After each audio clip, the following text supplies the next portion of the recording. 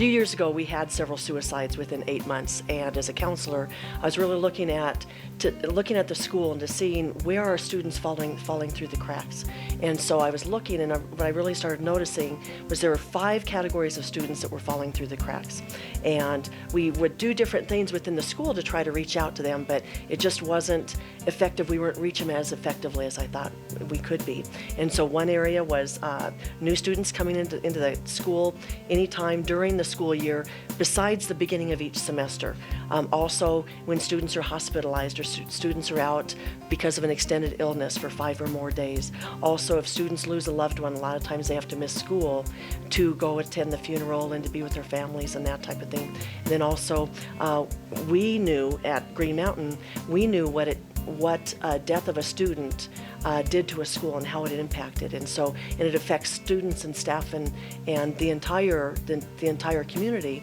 And so we knew that there was a need there, and that's one way that we could reach out. And so we decided to start a club to address those five different areas. I just think it's an amazing program where we can make a really big difference and just reach out and help out the community. We're just about letting people know that we care. Bionic Team is a team. It stands for Believe It or Not, I Care.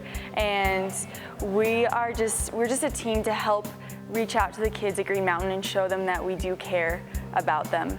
I feel that it is an amazing group of young people who give back to the community. I think so many people have joined the team because they see that it's not a team that creates cliques, that we're open to anybody, that you don't have to fill out an application to be on the team.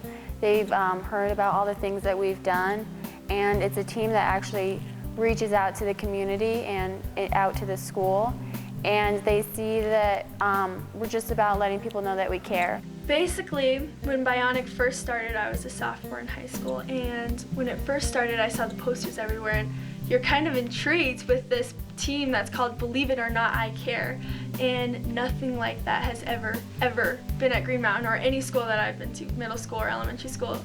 And just seeing that really affected me in a way that I feel like we need to be there for everyone to see, and like for everyone to feel comfortable that, you know what, there are people that care. They don't just service our community, I should say, they service families and students around the state of Colorado as well as the country.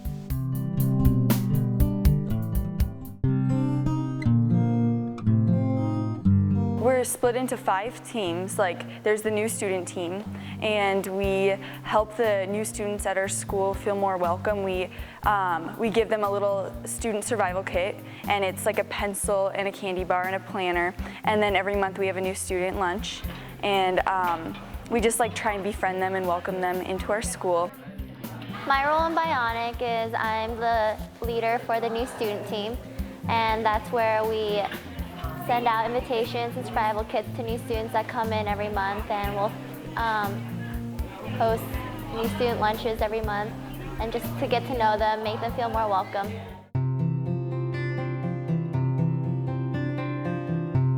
There's the extended illness team, and if students are sick for more than 5 days, we bring them their homework so that they can get help caught up on that. When students are out sick with an extended illness or a health condition, it is difficult because they feel just they're not a part of what's going on at the school, and so it can be very lonely out there. We're making cards for people that have been sick for more than 5 days, and then we put those cards in a bigger package that has tutors and a little spreadsheet to keep organized, because makeup work is just crazy hard, and so it helps to be organized. We always wanted to make cards. That was like the big thing for extended illness team, but the spreadsheets and the tutors came later when we saw that really it was the makeup work that was so hard when you were gone. So we made that better, and the spreadsheet was just a really great idea, and that really helps.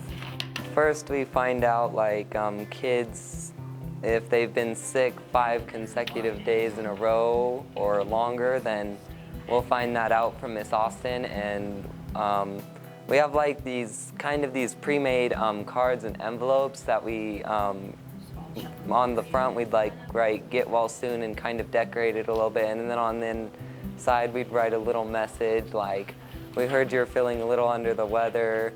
Hope this card will cheer you up." This team really shows that people really care about you and we really want you back at school. Your presence really does make a difference. There is the school tragedy team. This year, I'm leader of the school tragedy team with Trenton Lavelle, and what we do is that we're just like a wellness team. We just make sure that other schools out there that experience tragedy, that have hard times, know that there are other people out there that are thinking of them and that we are here to lend our support. Signing the poster is an incredible experience and an incredible thing to watch because we're set up in a crowded commons area with 500 kids plus just walking around and congregating, and then right in the middle we have this huge like card that we can send out with colorful markers and everything that all different types of students in different cliques and different like age groups, you know, can come up and sign. It's great. Trent has a really loud voice. All right, we have everybody sign it. Let's get it signed. And so in the mornings or during lunch when we have these posters out, we just shout as loud as we can to the commons like, "Hey guys, come show your love, send your support, you know, come and sign the poster for Platte Canyon." You just get hordes of people coming over, and not only kids, you have teachers that are walking by and like security, faculty that walks by and they are like, "You know what guys, this is a great thing. I need to show my support too." And they sign, and it's incredible when you have like hundreds of signatures on a poster that just show that each one of these signatures represents how much one kid cares. We also have the loss team, so if a student or a staff member loses a family member, we bring them a pie and just kind of, you know, like help them through that time. For the loss team, basically our role is to go to people's houses. It can be a student, or if it's a faculty member, we go to the classroom and we deliver them a pie. And we don't stay for long. We just say, "Hi, we're from Green Mountain. We're the loss team, and we heard about the death in your family, and we just want to let you know that we're thinking of you, and we're here for you, and you're in our thoughts." And we hand them the pie. We're remembering, you know, what they're going through and the pain that they're feeling. And then the last team is the hospitalization team, and if students are hospitalized for an extended period, we go visit them at the hospital and bring them like a coffee jug full of Hershey's Kisses. We get a group of people together and we go visit a student and we bring them a mug, a coffee mug full of chocolate kisses because everyone likes chocolate. And on it, there's a little note that just says that we're thinking about them. We hope they're, you know, doing okay. We hope they recover quickly and that they get back to school safe and sound. Some students do have diabetes, hypoglycemia, blood sugar issues, which don't let them eat a lot of chocolate. And so in those cases, we bring balloons in place of the chocolate just because, you know, it helps brighten up the hospital room a little bit. Hi Sam, we're from the Bionic team at school, and we heard that you were in the hospital and we were just wondering how you were doing, and we hope you get well soon. And we brought you a mug of Hershey's Kisses so you could get better faster. I just love helping out people. I try to help people recover faster in the hospital and try to help people the best I can all the time.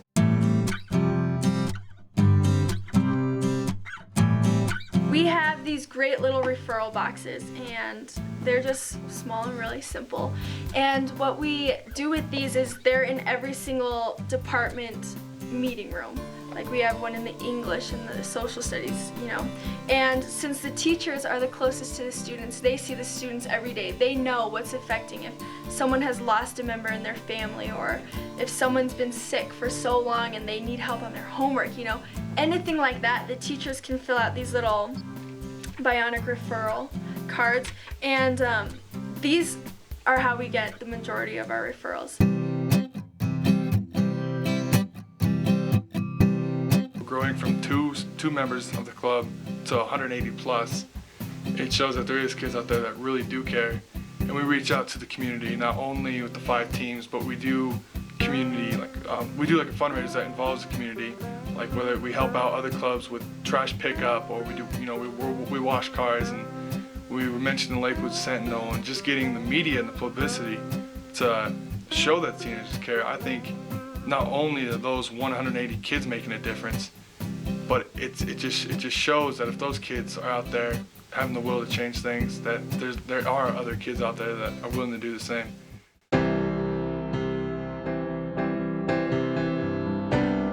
We're here today because Bionic as a team received the Asset Builder of the Year award from PAC, and it's really just to show that we have done, as a school, made a difference, and it just shows that we care and we can make a difference in the community and have people support us also.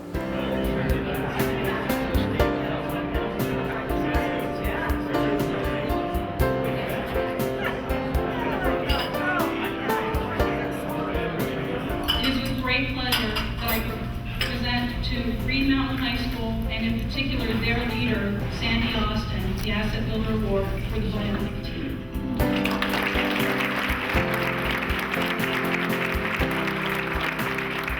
I think it's wonderful that the Bionic team was recognized today by civic and group members in the community to let them know that, we're behind you and we support what you're doing, and we're willing to share it with other people that maybe they can get it in their schools and in other communities. It is so exciting just to see the work that these young people have put out over the last 1.5 years, and to see that they're being awarded for it. And just to see that these young people are really making a difference in the community, and I think that encourages them, that the adults recognize them for what they're doing. Last year my grandfather had passed away, and I had been out of the building for a couple days, and when I got back, 2 of the Bionic kids had come by and they presented a Starbucks card for me. So, the Super Bowl that they had with the ceramic bowls and stuff, well, the money they collected from that's what they used to buy us our bed, and it was pretty cool.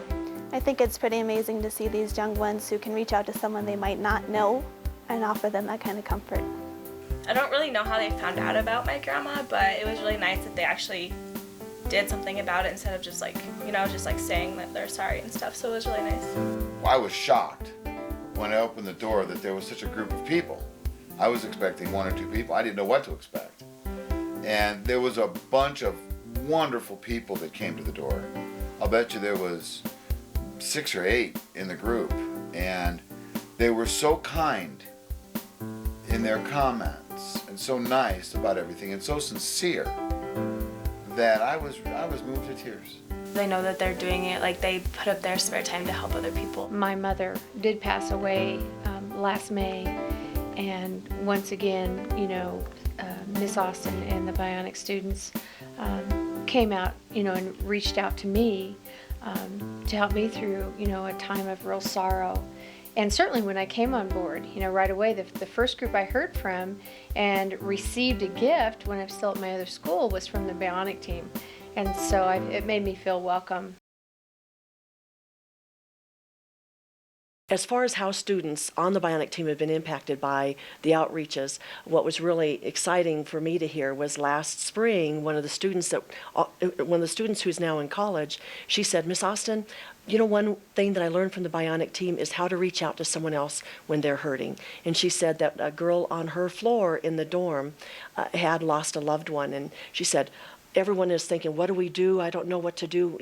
People want to talk to them, but they're afraid to say the wrong thing. And she said, from the Bionic team, I learned, I just went and bought a Snickers candy bar, made a little card, and just went up to her and said, I just want to let you know I'm thinking of you during this time. I know it can be difficult when you lose a loved one. Just want to let you know you're in my thoughts and prayers. And so she's carrying that on when she's out of high school. Also, there are 2 other situations. One was when we were delivering pies, we always have someone that speaks for the team and says, we're thinking of you during this time. And so one evening, a girl was doing the little talk to the mother, but the mother broke out into tears, and it was very difficult for the mother. And afterwards, after we do the pie deliveries, we get together outside by our cars and we talk about it. As a counselor, I want to process to see how the kids are doing with that. And she said, she just broke into tears and she said, Miss Austin, what did I do to make the mom cry? And so what was powerful is we talked about that situation in the other pie deliveries where we've given the pies to families and they haven't cried. And we talked about the different stages of grief that people go through.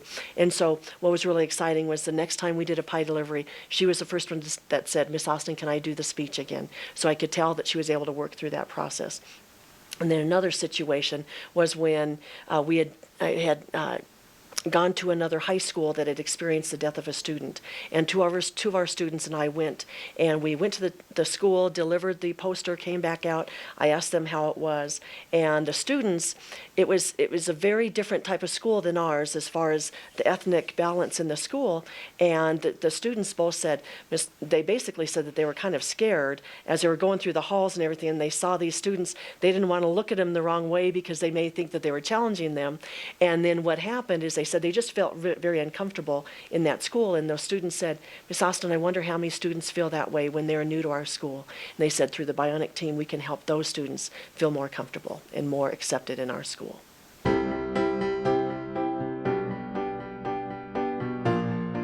The common thought about teenagers today is that they don't care about anyone except themselves. You know, someone else can suffer a loss and, you know, they don't care. It doesn't affect them, so they're not going to do anything about it. And, you know, seeing all those kids on my porch one night was just, it lifted my spirit. People's perception of a lot of teenagers are, you know, not helping out, lazy, you know, stuff like that, and I just like to change that perception. These kids up here do care about their world, want to make it a better place for other people as well, and want to lend support to those in need. The world typically thinks that teenagers only care about themselves. I just think that saying is really silly because everybody feels pain, everybody feels sad at one point in their life. And what the Bionic team does, especially the school tragedy team, is like, you know, show that we have that common ground, that we do care. And I mean, everybody's human, everybody cares. And so that whole saying to me is just so silly. Especially, I mean, if you look at how many kids are signing up to be in Bionic, people are always asking, what is Bionic? When's the next Bionic meeting? And what do we do? Can you call me for an outreach? You know, just seeing that is, how could you ever even have that saying come into your head? I think teenagers probably have some of the biggest hearts, and really, you give a teenager a cause, they will do anything possible to resolve or solve an issue, and they represent the majority of teenagers. Older generations think that we're useless, we're into drugs and sex and violence and suicides, and it's really sad because they're such a low percent, but yet that's what they kind of market a lot. And so this is just a way to get our names out and like tell everyone that, hey, we're not about this. We are about, you know, the goods and the positives, and we really can make a difference, and we really can make the world a better place just by our generation doing great things to help each other out. We're the leaders of the future.